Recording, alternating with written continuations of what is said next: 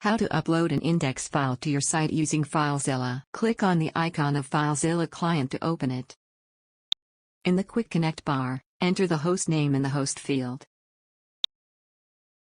It is your domain name. Now enter a username in the username field and password into the password field. You can use your cPanel username and password as your FTP user and password. You may leave the port field empty if your login information doesn't specify a certain port to use. Now click on the Quick Connect button. In the server pane, double-click on the public HTML folder to go inside it. In the local pane, which displays the local files on your computer, go to the folder where you have your index file. First right-click on the index file and then click on the Upload option. Now you can see the uploaded index file in the server pane. Now you know how to upload an index file to your site using FileZilla. Thank you for watching.